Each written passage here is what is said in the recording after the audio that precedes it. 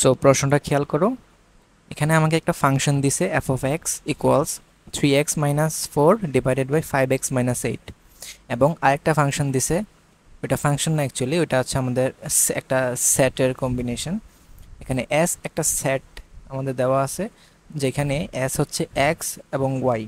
So x এবং ওয়াইয়ের মান দিয়ে আমরা একটা সেট তৈরি করতে হবে, যেখানে এক্সগুলা এবং ওয়াই দুইটাই কি আমাদের অন্য একটা সেটের একটা আন্ডারে পড়ে। সো আমাদের x tends to a, y tends to a, এবং আমার এক্স এবং ওয়াইয়ের ভিতরে এই সম্পর্কটা বিদ্যমান থাকা লাগবে যে ওয়াই মাইনাস এক্সের মান সবসময় 1 থাকতে হবে।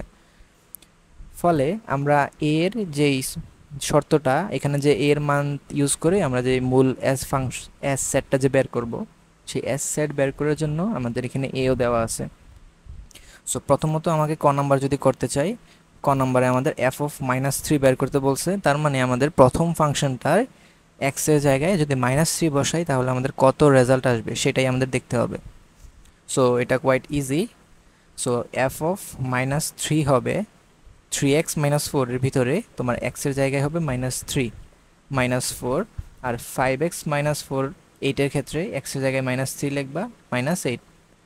সো উপরে হচ্ছে -9 -4, আর নিচে হচ্ছে -15 -8।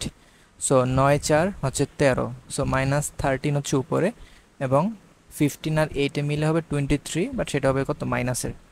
সো আলটিমেটলি 13/23 এটাই হবে আমাদের প্রথমটার অ্যান্সার। ক নম্বরের অ্যান্সার হচ্ছে এইটা।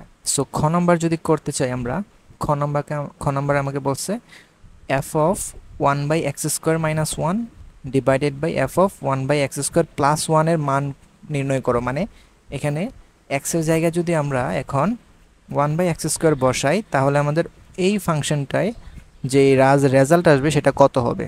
সো সেটা কীভাবে করবো আমরা, কোয়াইট সিম্পল।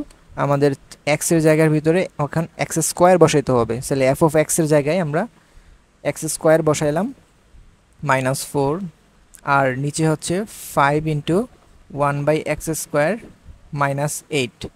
সো এটা যদি আমরা একটু ক্যালকুলেশন করি, এখানে হবে x² হবে লসাগু, সো উপরে হবে 3 - 4x², আর নিচে যদি x² এবং একের লসাগু করো সেটা হবে তোমার x²।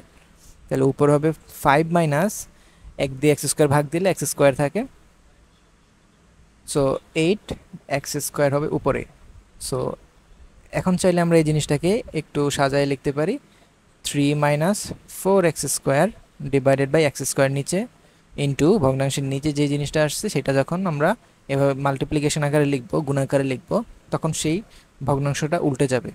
সো উপরে x² আর নিচে 5 - 8x²। সো x² যদি কাটাকাটি করো, এখানে ফাইনালি তোমার 3 - 4x² divided by 5 - 8x²। So এটাই হচ্ছে আমাদের অ্যান্সার, এতটুকুই আমাদের আসে অ্যান্সার। ওকে, সো এখন চলো আমরা গ নাম্বারটা দেখি।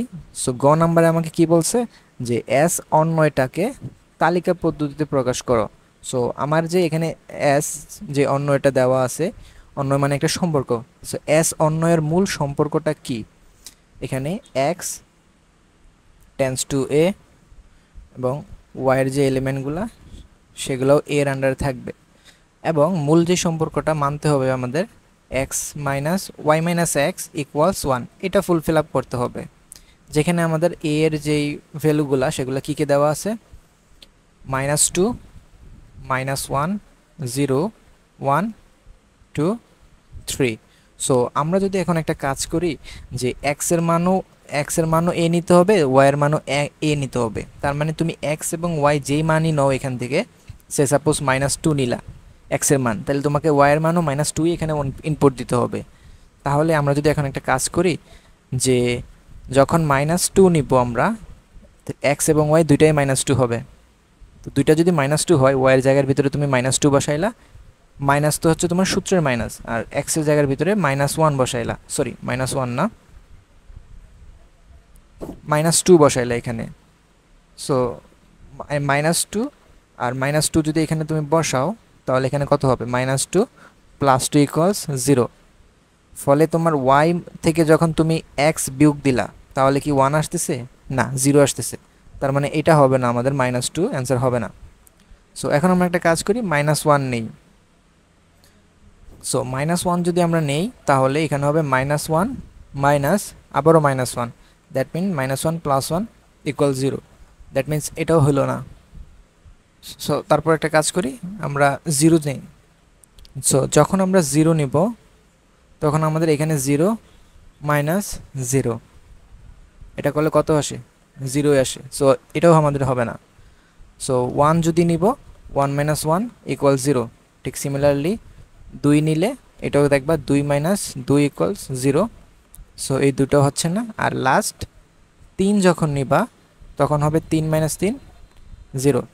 তার মানে y - x এর মান বিয়োগ দিলে তুমি সবসময় 1 পাবা। এটা কি কখনোই পসিবল না? এটা কিন্তু আমাদের কখনোই পসিবল না। তাহলে আমাদের যে s যে অন্যটা দেওয়া আছে সেই অন্যয় কি আসলে কোনো মান থাকবে না? তাহলে এটা একটা ফাঁকা সেট হবে। সো s কে যদি তুমি তালিকা পদ্ধতিতে প্রকাশ করো তাহলে সেটা একটা ফাঁকা সেট হবে।